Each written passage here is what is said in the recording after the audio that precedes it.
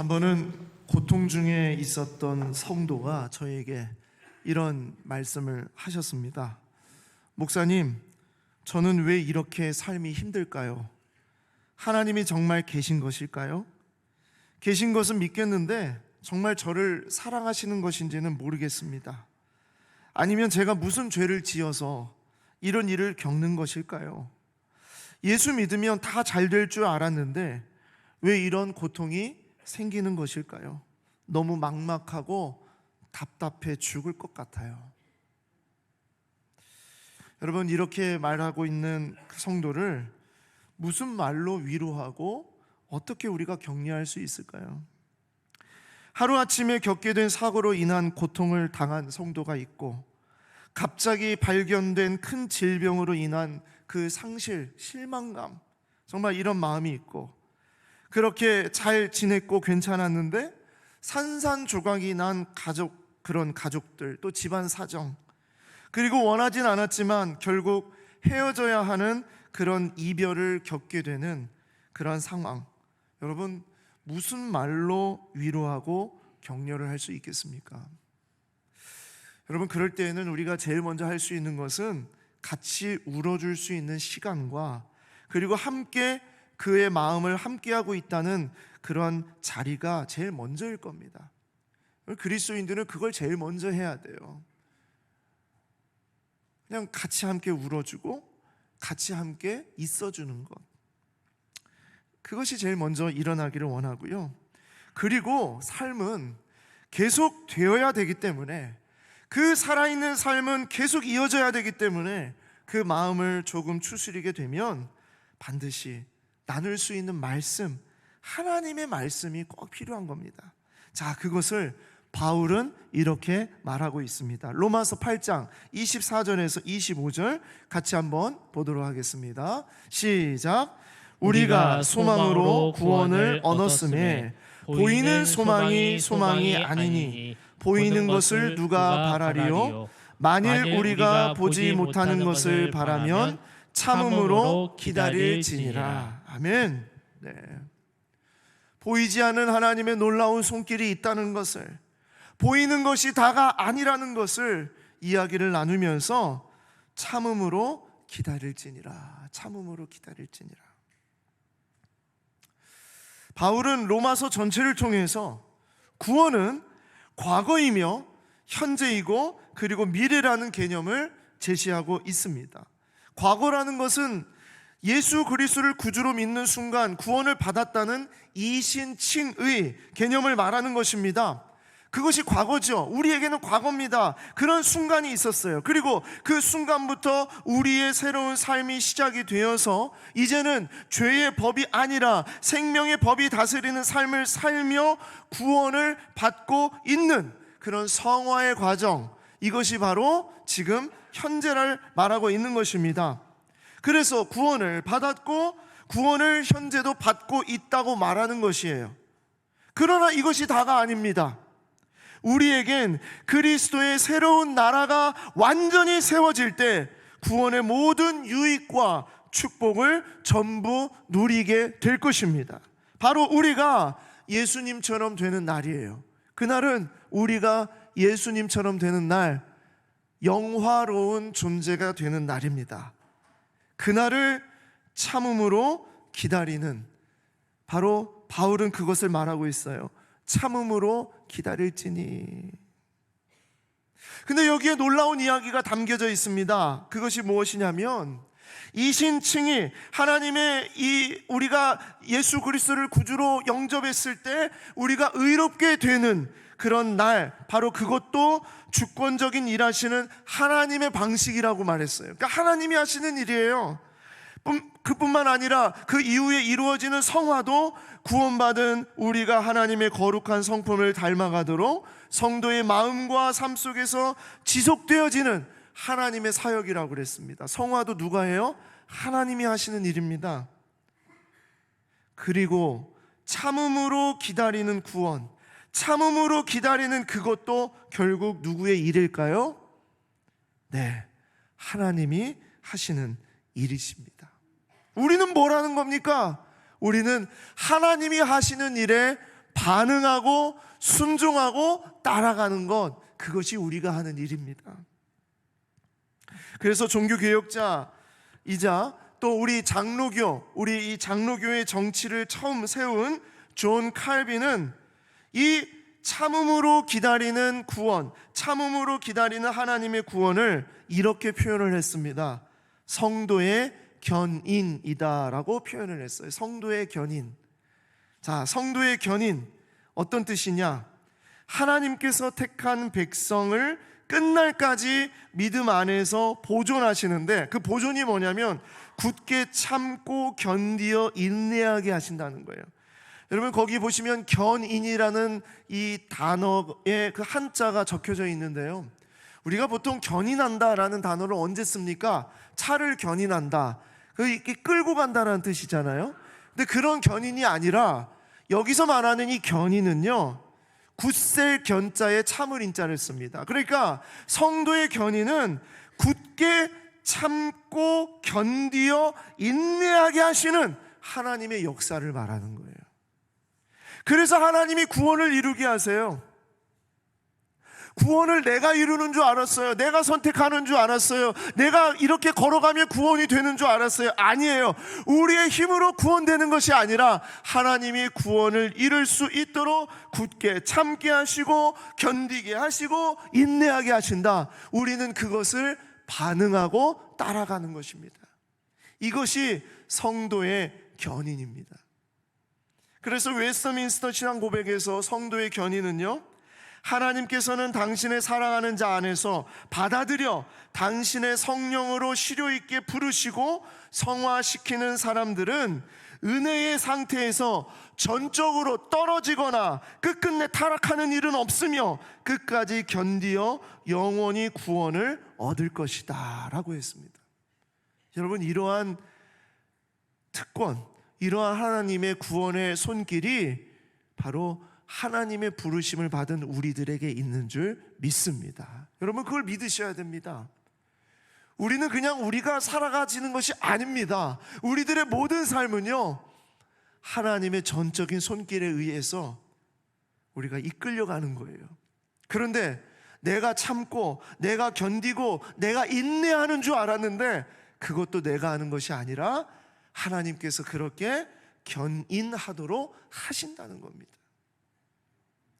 그렇기 때문에 성화의 과정 속에 아픔도 있고 어려운 일도 우리는 겪게 됩니다. 질병이 우리만 피해가는 것이 아닙니다. 예수 믿는 사람이네, 피해가야지. 나 바이러스는 다른 데로 도망쳐서 가야지. 그러지 않습니다. 예수 믿는 사람에게도 바이러스가 옵니다. 우리도 아프면 수술해야 하고요, 우리도 항암 치료를 받아야 됩니다. 고통스러운 일도 짊어져야 합니다. 오히려 예수를 믿어서 세상 가운데서 대적을 당하게 되고요, 결핍의 상황에 이르게도 하고 우리는 고발도 당합니다. 억울한 일을 겪고 곤고한 일을 당하고 때로는 결국 죽음의 문턱을 넘어서기도 합니다. 바울이 로마서를 쓰고 있었던 그 시절에 초대교회와 로마교회 상황이 그랬습니다. 우리가 착각하는 것 중에 하나가 초대교회는 우리 때보다 훨씬 상황이 좋지 않았을까? 정말 우리보다 예수를 잘 믿을 수 있는 조건과 상태가 아니었을까라고 생각하는 거예요. 그게 착각입니다. 성경이 기록된 시대라고 해서 우리 때보다 훨씬 더 그때에 어려움이 없었고 고난이 없었던 것이 아니죠. 지금 우리 시대보다 그 시대는 훨씬 더 어렵고 힘들었고 예수 믿는 것 자체가 목숨이 왔다 갔다 했던 그런 시대였습니다. 결국 예수님의 제자들은요, 모두 다 순교했습니다. 어떤 제자도요, 끝까지 떵떵거리며 살았던 제자가 없었어요. 모두 다 순교했습니다. 이름도 빛도 없이 핍박과 환난 속에서 죽어간 성도들은 셀 수 없었고, 로마의 광기와 폭정은 모든 그리스도인들을 땅속으로 숨어버리게 했고요, 많은 성도의 숫자가 배교하거나 이전 삶으로 돌아가는 편을 택했습니다. 그런데 더 무섭고 정말 힘들었던 것은 물리적인 핍박이나 고난 이런 것보다 더 어려웠던 것은요, 내면 속에서 일어나는 두려움과 의심의 문제입니다. 감당하기 힘든 외로움과 핍박 가운데에서 정말 하나님은 계신 것일까? 하나님은 나를 사랑하시는 것일까? 나의 삶에 하나님이 함께하고 계시는 것일까? 나는 너무 힘든데, 나는 너무 어려운데, 나는 너무 지금 슬픈데 정말 하나님은 나를 붙잡아주고 계시는 것일까? 그렇게 하면서 일어나고 있는 내 안에, 내면의 의심의 문제예요. 이것이 가장 무섭고 힘든 일이죠. 그래서 하나님은 우리에게 하나님의 능력과 하나님의 사랑과 하나님의 함께 하심이 그 모든 순간에 외적으로나 내적으로나 모든 상황 속에 함께하고 계신다는 것을 우리에게 말씀해 주고 있습니다. 감당하기 힘든 외로움과 핍박 가운데 우리가 의심하고 있을 때 보이지 않는 하나님의 손길을 바라보면서 자꾸 세속적인 것과 비교하게 되는 이런 마음속에 의심이 일어나는 그런 마음, 외적인 핍박보다 이 내면에서 일어나는 의심과 두려움, 낙심, 이런 것들이 막 다가올 때 여지없이 무너질 수밖에 없는 그런 순간에 하나님께서는 우리에게 지금도 너를 붙잡고 있다라는 그 말씀을 주고 계시다는 것을 오늘 말씀을 통해서 우리는 알게 되는 것입니다. 그래서 바울은 복음에 담겨진 세 번째 진수, 그리스도 예수 안에 있는 하나님의 사랑을 쓸 수밖에 없었습니다. 바로 그리스도 예수 안에 있는 하나님의 사랑이 존 칼빈이 말했던 성도의 견인이에요. 성도의 견인. 그리스도 예수 안에 있는 하나님의 사랑만이 이 모든 내외적인 고난과 의심의 문제를 완전하게 해결하는 능력이라는 것을 말하고 있습니다. 그리고 그 능력은 그 시대뿐만 아니라 오늘 우리의 삶에 동일하게 역사하시며 성화 중이고 있는 수많은 갈등과 의심과 두려움 가운데 이 길을 걸어가고 있는 우리들에게 생명력 있게 담대하게 모든 두려움과 의심을 물리치며 살아가는 능력으로 주어지는 말씀인 줄 믿습니다. 이것이 우리가 꼭 붙잡아야 할 성도의 견인이다라는 것이에요. 오늘 말씀은 성도의 견인을 분명하게 드러내고 있습니다. 그래서 오늘 말씀을 우리가 읽을 때에 어떤 본문보다 확신에 찬 목소리로 우리가 읽어야 됩니다. 아까 우리 성경 봉독 서로 교독할 때 그러한 수준으로 읽으시면 안 돼요. 이 본문은요, 정말 군인같이 당당하게, 그리고 내 가슴이 막 뛰면서 정말 지금 이 바울이 로마 교회를 향해서 쓰고 있는 편지지 않습니까? 이 편지가요, 지금 아주 그냥 힘이 있게 힘차게 쓰고 있다라는 그 마음으로 우리가 이 본문을 읽어야 됩니다. 왜냐? 우리 가슴에 지워지지 아니하도록 새겨주신 하나님의 놀라운 우리를 향한 견인의 말씀이기 때문입니다. 자, 그런 마음으로 여러분 오늘 이 말씀 같이 함께 보기를 원합니다. 첫 번째로 성도의 견인, 첫 번째 이야기는 이것입니다. 아무도 우리를 대적할 수 없다. 우리 같이 읽겠습니다. 시작. 아무도 우리를 대적할 수 없다. 다시 한번 우리 힘찬 소리로 시작. 아무도 우리를 대적할 수 없다. 여러분, 이 세상 가장 큰 희생이 뭔지 아십니까? 그것은 내가 죽어서, 누군가가 죽어서 다른 사람을 살리는 거죠. 내가 죽어서 친구를 살리는 것, 또 내가 죽어서 나라와 민족을 살리는 것, 나라를 위해서 내 목숨을 바치는 것, 정말 엄청난 희생입니다. 그런 희생이 어디 있습니까? 아무나 할 수 없습니다. 하지만 가장 큰 희생은 아닙니다. 그러면 어떤 희생이 가장 큰 희생일까요? 내가 죽어서 원수를 살리는 것이에요. 내가 죽어서 원수를 살리는 것. 여러분, 이것은 거의 불가능합니다. 이 세상에 내가 죽어서 원수를 살리겠다라고 말하는 그런 사람은 한 사람도 본 적이 없는 것 같아요. 그런데 만약에 있다고 생각하세요. 그런데 그것도 가장 큰 사랑이 아니에요. 가장 큰 사랑, 이 세상의 가장 큰 희생은요, 정말 말도 안 되는 그런 희생이 있다면 그것은 내 자식을 죽여서 원수를 살리는 겁니다. 내 자식을 죽여서 원수를 살리는 것. 저는요, 자녀를 낳기 전에는 하나님께서 우리에게 독생자를 주셨으니라는 말이 뭔지 잘 몰랐어요. 사실 그냥 하나님이 우리에게 오셨구나, 하나님이 우리를 사랑하시는구나, 하나님이 이렇게 죽으셨구나, 그냥 우리는 그 정도로 생각했어요. 그런데 자식을 낳고 키우는 가운데에 제가 정말 너무나도 이것은 정말 너무나 놀라운 이건 사건이야, 이것은 정말 있을 수 없는 일이야 한 것은요, 자식을 죽여서 원수를 살리는 것이 어디 있냔 말이에요. 차라리 죽으면 내가 죽죠. 이 아이가 자라나는 모습을 보면서, 이 어린아이가 커가는 모습을 보면서 눈에 넣어도 아프지 않은 이 자식을요, 이 아이가 아프면 내가 대신 아팠으면 좋겠고 내가 대신 병원에 갔으면 좋겠잖아요. 그게 부모의 마음이잖아요. 그런데 이 자식을 죽여서 원수를 살린다고요? 저는 이것이 이 세상의 가장 큰 사랑, 가장 큰 희생이었다. 왜 하나님은 우리에게 독생자 예수를 우리에게 주셨을까요? 그것은 우리가 그 사랑이 뭔지, 그 희생이 뭔지를 알게 하시기 위한 거예요. 이 세상 어떤 누구도 자기의 자식을 원수를 위해서 죽이는 부모가 없다는 거예요. 하나님은 우리에게 그 사랑이 무엇인지를 알려주셨어요. 이보다 더 큰 사랑이 없다는 겁니다. 이 세상에, 우리 이 생물학적으로 살아가는 우리의 이 세상 속에 이보다 더 큰 사랑이 어디 있냐는 거예요.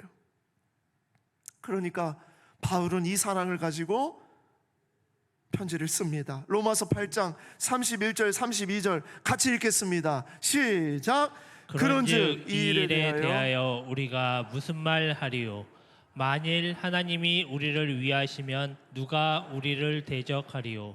자기 아들을 아끼지 아니하시고 우리 모든 사람을 위하여 내주시니가 어찌 그 아들과 함께 모든 것을 우리에게 주시지 아니하겠느냐? 아멘. 아끼지 아니하시고, 아끼지 아니하시는데 하나님이 우리에게 아끼지 아니하세요. 하나님은 절대로 우리에게 아끼지 아니하세요. 근데 뭐까지 아끼지 아니하시냐면 자기의 아들까지도 아끼지 아니하세요. 하나님은 우리에게 아끼지 아니하시는 분입니다.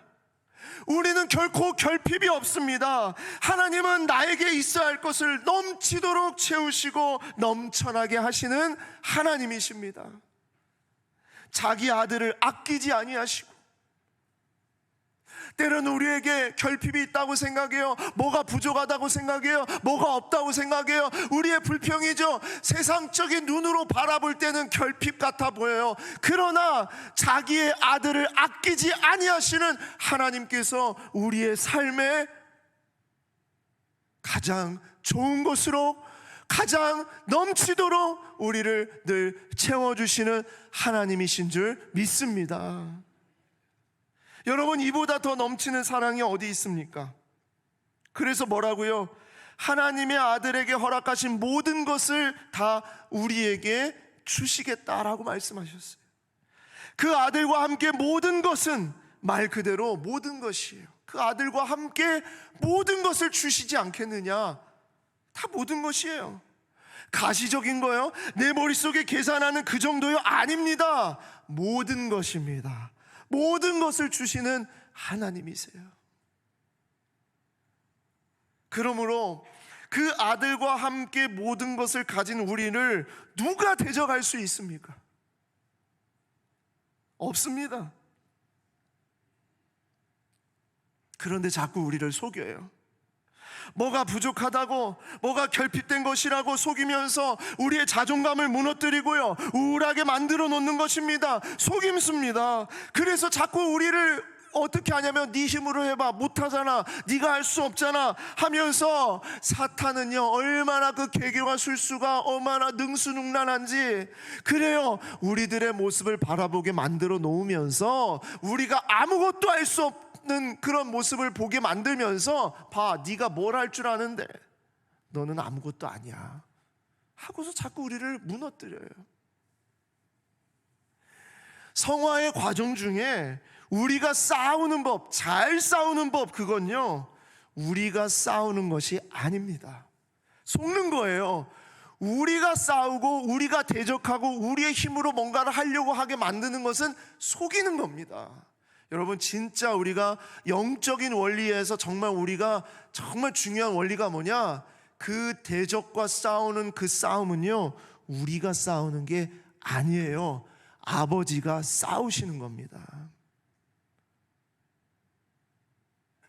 근데 우리가 자꾸 속는 게, 내 힘으로, 내가 가는 것으로, 내 주머니에 뭐가 있는지, 내 손에 뭐가 잡혀 있는지 그거 바라보게 하면서 우리를 넘어뜨려요. 제가 아이를 키우면서 저희 아이가, 지금은 안 그렇습니다만 한때 아빠가 슈퍼맨이라고 생각한 적이 있었습니다. 여러분 다 그런 때가 있지 않습니까? 지금은 이제는 알아요. 아빠는 슈퍼맨이 아니구나, 엄마가 슈퍼맨이구나, 뭐 이 정도로 이렇게 알고 있습니다. 근데 어렸을 때는요 아빠가 슈퍼맨이에요. 뭐만 있으면 아빠, 뭐만 있으면 아빠, 힘 써야 되는 자리는 아빠, 그렇죠? 그렇게 부릅니다. 그렇지 않습니까? 우리 정말 그게 제대로 싸우는 거죠. 어린아이가 놀이터에서 놀고 있는 어린아이를 괴롭히는 동네 형들을 물리치는 법은요 아이가 싸우는 게 아닙니다. 아빠를 부르는 거죠. 이게 정말 대단한 싸움인 거죠. 동네 형들이 절대 건들 수 없다, 우리 아빠가 슈퍼맨이다. 그게 싸움이에요. 하나님이 우리에게 말씀하시는 싸움은요 우리들의 정체성이 무엇인지를 분명히 알게 하시는 싸움입니다. 자꾸 우리를 건들고 우리를 무너뜨리는 그 대적은요, 그런 일들은 자꾸 우리의 형편을 보게 만들어요. 가시적인 것, 우리가 이렇게 판단하고 계산할 수 있는 그 정도 영역, 그거 보게 만드는 거예요. 하나님은 그 싸움은 네가 싸울 싸움이 아니라 내가 싸울 싸움이다. 아무도 우리를 대적할 수 없다라는 것을 하나님은 분명히 말씀해 주셨습니다. 여러분, 이걸 알게 되면요 그렇게 담대해질 수가 없어요. 저도 어렸을 때 저희 아버지가 슈퍼맨인 줄 알았어요. 뭐 만들어 달라고 하면 뭐 썰매도 만들어주고, 뭐 무슨 뭐 스키, 대나무 잘라가지고 스키도 만들어주고요, 연도 만들어주시고. 와, 제가 지금 생각해보면 저는 지금 그런 거 만들려고 하면은 막 유튜브 보면서 해야 되는 그런 거거든요. 근데 저 어렸을 때는 그런 거를 만들어 달라고 하면 다 만들어 주셨어요. 슈퍼맨이라 생각했는데, 제가 이제 어른이 돼서 이제 이렇게 몸이 크고 그러니까 아버지가 슈퍼맨이 아니라는 것을 알게 되었을 때 얼마나 마음이 힘들고, 그리고 아버지가 막 몸이 이렇게 막 굳어지고 또 이렇게 연세가 많이 드시고 약해지는 모습을 보면서 마음이 힘들고 어려울 때가 있었어요. 여러분, 우리도 그렇지 않습니까? 근데 여러분, 하나님은요, 하나님 아버지는 만왕의 왕이시며 온 우주의 창조주이시며 영원하시며 전능하시고 전지하시며 모든 것을 다스리시는 우리 하나님 아버지는요, 영원 전부터 영원 후까지 모든 상황 속에 전능하시고 전지하신 하나님의 능력으로 우리를 붙잡아 주시는 우리 아버지가 되시는 줄 믿습니다. 그 하나님이 우리 하나님이에요. 우리의 성화의 모든 과정 속에 우리는 이 고백을 안 할 수가 없는 거죠. 하나님이 우리를 위하시면 아무도 우리를 대적할 수 없다라는 것입니다. 아무도 우리를 대적할 수 없어요. 이 자녀의 정체성을 선포하는 여러분과 제가 되기를 소망합니다. 두 번째로, 성도의 견인 두 번째는 아무도 우리를 정죄할 수 없다라는 것입니다. 자, 다시 우리 한번 선포하겠습니다. 시작. 아무도 우리를 정죄할 수 없다. 우리를 정죄할 수 없다. 로마서 8장 33절 34절 읽겠습니다. 같이 읽겠습니다. 시작. 누가 능히 하나님께서 택하신 자들을 고발하리요? 의롭다 하신 이는 하나님이시니 누가 정죄하리요? 죽으실 뿐 아니라 다시 살아나신 이는 그리스도 예수시니 그는 하나님 우편에 계신 자요 우리를 위하여 간구하시는 자신이라. 아멘. 자, 이 말씀 속에 누가 우리를 고발하리요, 우리를 정죄하리요, 이런 단어들이 나오지 않습니까? 이러한 단어는 모두 법정인 용어들입니다. 법정에서 사용하는 용어들이에요. 우리가 구원에 대한 이야기를 나눌 때 제가 늘 법정에 대한 이야기를 말씀을 드렸어요. 칭의를 말할 때도 법정에 대한 이야기를 하셨어요. 왜냐하면 하나님이 우리를 반드시 심판하시기 때문입니다. 주님께서 재림하시는 그날에 우리의 이 마지막, 세상의 이 마지막에 우리는 반드시 하나님 심판대 앞에 섭니다. 누구도 다 섭니다. 그런데 그때 세상은요, 우리를 대적하고 고발하고 우리를 정죄합니다. 너 죄인이잖아, 너 쓸모없잖아, 너는 형편없잖아, 너는 죄졌잖아, 네가 무슨 그리스도인이야 하면서 우리를 계속 공격해요. 그러면서 뭐라고 얘기하냐면, 심지어 하나님도 너를 버렸어. 너 봐, 너 지금 일어나는 그 일을 봐, 지금 너 그 당한 일을 봐. 하나님이 너 버린 거야. 너 등지고 너 같은 자에게 관심이 없어. 그래서 하나님은 너한테 진노하신 거야. 이렇게 우리의 마음을 뒤집어 놓을 때가 있어요. 그래서 우리는 왜곡을 합니다. 하나님은 진노의 하나님, 심판하시는 하나님, 우리를 무섭게 이끌어 가시는 하나님, 우리가 그래서 어떤 행위를 해야, 어떻게 착한 일을 해야, 어떻게 뭘 해야 그래야만 하나님이 우리를 받아주신다고 왜곡된 생각을 갖게 만드는 거예요. 여러분, 이건 정말 다 속임수입니다. 제가 가끔 이야기를 듣습니다만 깜짝 놀라는 이야기가 뭐냐, 예수 믿는 분들도 점치러 다니세요. 여러분 마음에 뜨끔 하시는 분들 계십니까? 예수 믿는 분들도 점치러 다니세요. 무당을 찾아가고요, 그리고 스님을 찾아가세요. 아니, 저는 우리 스님들이 그렇게 점을 잘 치시는지 몰랐어요. 스님을 찾아가세요. 제 친구도요, 친구의 부모님도 스님을, 교회를 다니시고 신앙생활 하시는데, 비밀이야, 이건 비밀인데 점을 치러 간다. 점을 치러 간다는 거예요. 그 점을 치러 가면 인생의 복을 받기 위해서 뭐라고 뭘 하지 말아야 되는 거, 이런 거 이제 알아온다는 거예요. 근데 왜 점 치러 가냐 그랬더니, 너무나 답답하니까, 너무나 어려우니까, 너무나 힘드니까, 예수를 믿고 살아가고 있지만 내가 왜 이렇게 투병을 해야 되는지, 왜 우리 자식에게 이런 일이 벌어졌는지, 그리고 왜 우리 집안은 이렇게 됐는지, 우리 사업은 왜 이 모양이 됐는지 너무나 궁금하니까, 그래서 결국 찾아가는 것이 점집이에요. 그러면서 그런 이야기를 하세요. 목사님, 그런데 그 무당은요, 정말 너무나 정말 신기한 게 교회를 다니래요. 저보고 교회를 다니래요. 정말 용한 무당 아니겠어요? 하나님 인정하는 무당이에요. 이렇게 얘기하세요. 어떤 분은 제가 그 스님을 만났는데 성경 읽으래요. 성경 읽으래요. 그런 분이 어디 있습니까? 하면서 저한테 그 스님에 대한 이야기를 막 나눠주시는 거예요. 대단하죠. 여러분, 얼마나요, 이 세상이요, 또 이 사탄의 기계와 술수가 얼마나 정말 이 유혹이요, 그런지 몰라요.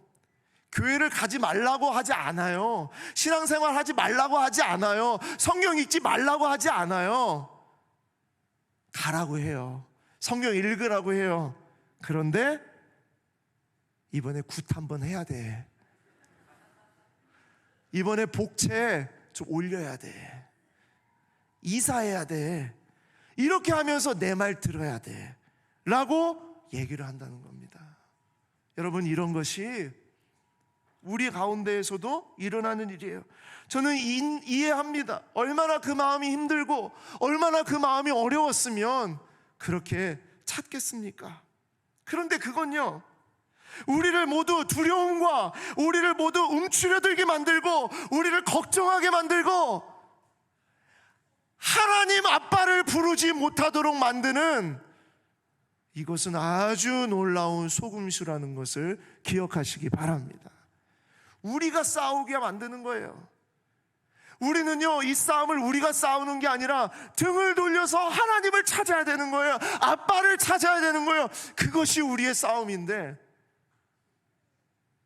자꾸 우리가 싸울 수 있다고, 네 힘으로 할 수 있다고, 네 능력으로 할 수 있다고 그렇게 우리에게 말하고 있는 것과 같습니다. 여러분, 그렇게 서 있는, 너무나 힘들고 어려운 가운데 서 있는 그런 자리에 있다 하더라도요, 심판대 앞에서 세상이 우리를 정죄하고 우리를 속이고 우리를 넘어뜨리고 너는 의인이 아니야, 너는 죄인이라 라고 말한다 하더라도요, 우리를 끝까지 안아주시고 변호하시고 우리를 감싸주시는 분은 우리 주 예수 그리스도인 줄 믿으시기 바랍니다. 성경은 우리에게 그걸 말하고 있습니다. 끝까지 우리에게 예수 그리스도의 보혈의 옷을 덮어주시는 주님, 우리 예수님뿐만이 아니래요. 성령께서 변호사가 되어주셔서 하나님 앞에 우리를 올려드립니다. 우리를 변호합니다. 하나님, 이 사람은 예수 그리스도의 보혈의 옷을 덮고 살아가고 있는 의인입니다. 그것을 성령께서 증언하시는 거예요. 여러분, 그렇기 때문에 아무도 우리를 정죄할 수 없습니다.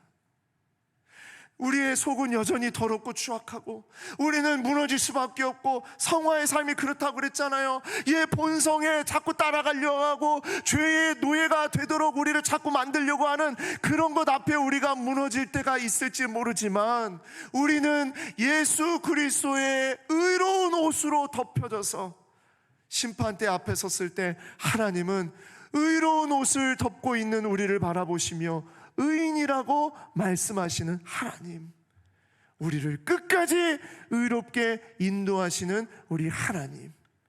그래서 어떤 누구도 우리를 정죄할 수 없게 하십니다. 절대로 우리를 정죄의 자리에 그냥 내어놓지 않습니다. 그래서 로마서 8장 36절 37절 보시기 바랍니다. 기록된 바 우리가 종일 주를 위하여 죽임을 당하게 되며 도살할 양같이 여김을 받았나이다. 그래요, 우리의 삶이 그래요. 종일 주를 위하여 죽임을 당하게 되고 도살할 양 같은 그런 자리에 우리가 설 때가 있습니다. 고통스러운 자리, 힘든 자리, 어려운 자리에 우리가 그렇게 서야 될 때가 있습니다. 그러나 이 모든 일에 우리를 사랑하시는 이로 말미암아 우리가 넉넉히 이기느니라. 아멘. 여러분, 우리가 이겨요? 우리의 힘으로 이겨요? 아니요. 우리를 사랑하시는 이로 말미암아 넉넉히 이기는 줄 믿습니다. 여러분, 이 선포가 여러분 우리의 입술에서 선포되어져야 돼요. 여러분, 우리는 넉넉히 이길 수 있습니다. 지금 그 어려움 넉넉히 이길 수 있습니다. 여러분, 그 질병, 그 상황 속에서 우리는 넉넉히 이길 수 있습니다. 이 극심한 고난을 넉넉히 이기는 것은 우리를 사랑하시는 하나님의 사랑을 경험하는 거예요. 사람도 그렇지, 우리가 그렇잖아요. 사랑은요, 계속 경험하고 표현되어져야만 정말 그 고백이 이루어지는 겁니다. 그냥 가만히 있어서 안 되는 거예요. 하나님의 사랑이 계속 내 가운데 부어지는 그 사랑을 계속 경험하도록 여러분의 삶의 모든 순간에 하나님과의 친밀한 시간을 갖는, 하나님과의 그 뜨거운 사랑을 나누는 그러한 삶이 우리 가운데 계속 이어져 나갈 때 아무도 우리를 정죄할 수 없다고 고백할 수 있습니다. 그리고 마지막으로 성도의 견인 세 번째 마지막 이야기는 이것입니다. 아무도 우리를 끊을 수 없다. 다 같이 읽겠습니다. 시작. 아무도 우리를 끊을 수 없다. 로마서 가운데 가장 우리의 가슴을 벅차게 만드는 선포는 이겁니다. 여러분, 이 선포 읽을 때는요, 정말 아주 그냥 이 모든 몸에 있는 힘을 다 끌어모아서 선포를 해야 되는 거예요. 자, 로마서 8장 38절 39절 선포하겠습니다. 다 같이 읽겠습니다. 자, 로마서 8장 38절 39절. 컴퓨터에 렉이 걸렸다고 하네요. 제가 먼저 읽고 풀리면 같이 읽겠습니다. 자, 이거 같이 읽어야 되는데. 자, 풀렸습니다. 자, 우리 같이 읽겠습니다. 시작. 내가 확신하노니 사망이나 생명이나 천사들이나 권세자들이나 현재일이나 장래일이나 능력이나 높음이나 깊음이나 다른 어떤 피조물이라도 우리를 우리 주 그리스도 예수 안에 있는 하나님의 사랑에서 끊을 수 없으리라. 아멘. 끊을 수 있어요, 없어요? 없습니다. 자, 이걸요 조금 더 우리에게 와닿게 새 번역 버전으로 한번 읽겠습니다. 다시 한번 우리 큰 소리로 선포하겠습니다. 시작. 나는 확신합니다. 죽음도 삶도 천사들도 권세자들도 현재일도 장래일도 능력도 높음도 깊음도 그 밖에 어떤 피조물도 우리를 우리 주 예수 그리스도 안에 있는 하나님의 사랑에서 끊을 수 없습니다. 아멘. 어떤 것도 끊을 수 없습니다. 여러분 보십시오. 우리를 제일 무섭게 만드는 게 뭡니까? 죽음입니다. 죽음도, 그리고 이 지긋지긋한 삶도 우리를 끊을 수 없어요. 하나님의 사랑에서 끊을 수 없어요. 그리고 천사들이요, 권세자들이요, 여러분 이것은 무엇을 말하냐면 영적인 존재들을 말합니다. 영적인 존재, 사탄이나 귀신 같은 세력 있습니다. 하나님 분명히 말씀하세요. 그런 존재가 있다고 말씀하십니다. 그런데 천사들도요, 권세자들도요, 영적인 존재들도요 끊을 수 없어요. 우리를 절대 건들 수 없어요. 지금도요, 미래로도요, 모든 상황 가운데서도요, 우리를 힘들게 한 존재들이 여전히 있을지 모르나, 우리를 힘들게 만드는 여러 가지 상황들이 우리에게 있을지 모르나, 앞으로도 우리에게 그런 것들이 나타날지 모르나, 결코 하나님의 사랑에서 우리를 끊을 수 없습니다. 로마 교회가 이제 앞으로 당할 일들이 다가오고 있어요. 지금 바울은 로마 교회를 향해서 이 편지를 쓸 때 지금은 아직 그러한 핍박이 없습니다. 지금은 로마 교회 성도들 안에서 갈등이 일어나고 어려운 일이 일어날 정도예요. 그러나 이제 앞으로 로마 교회에 엄청난 피바람이 불 겁니다. 엄청난 고통이 일어날 것입니다. 그것을 염두하면서 지금 써가고 있습니다. 실제로 이 로마서가 쓰여지고 몇 년이 지나서 로마에는 엄청난 핍박과 고통이 몰아치게 됩니다. 그러나 그런 것들이 결코 하나님의 사랑에서 우리를 끊을 수 없다. 절대 어떤 것도 우리를 끊을 수 없다. 이겁니다. 그래서 바울은 이렇게 고백했어요. 나는 확신합니다. 나는 확신합니다. 나는 확신합니다. 이 세상의 그 어떤 것도, 보이는 것과 보이지 않는 모든 세계도 우리를 그리스도 예수 안에 있는 하나님의 사랑에서 끊을 수 없습니다. 네, 아주 확신합니다. 여러분, 이 확신이 여러분과 저에게 가슴에 새겨지고 우리가 고백되어지는 확신이 되어지기를 소망합니다. 확신합니다. 여러분, 우리는 불확신의 시대에 살아가고 있어요. 그래요. 세상의 모든 것은 다 불확신입니다. 막막합니다. 제일 어려운 거, 언제 이 힘든 일이 언제 끝날까 모르겠어요.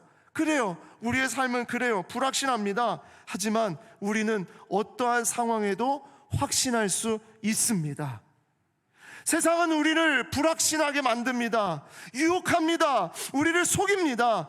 우리는 그렇게 불확신한 존재라고 취급합니다. 하지만 하나님은 우리를 그런 취급받도록 내버려 두지 않습니다. 끌려가지 않게 합니다. 오직 우리를 이끌어 주시는 분은 우리 아버지 한 분밖에 없기 때문입니다. 우리에게 이 확신이 회복되어지기를 원합니다. 이 확신은요, 새로 생기는 게 아닙니다. 이미 우리 주 예수 그리스도를 믿음으로 우리에게 주어져 있는 확신입니다. 모든 상황 속에서 굳세게 견디게 하시는 하나님의 놀라운 사랑이 있다는 것을 여러분 확신하시기 바랍니다. 여러분, 이 확신으로 우리 세 가지, 성도의 견인 세 가지를 마지막으로 함께 선포했으면 좋겠습니다. 분명히 선포하겠습니다. 다 같이 선포하겠습니다. 시작. 아무도 우리를 대적할 수 없다. 아무도 우리를 정죄할 수 없다. 아무도 우리를 끊을 수 없다. 아멘. 예, 여러분, 이것이 바로 여러분과 저의 성도의 견인, 하나님께서 우리에게 주신 확신임을 붙잡고 오늘도, 이번 주도, 다음 주도, 앞으로 모든 인생도 그렇게 고백하며 살아가시기를 소망합니다. 기도하겠습니다.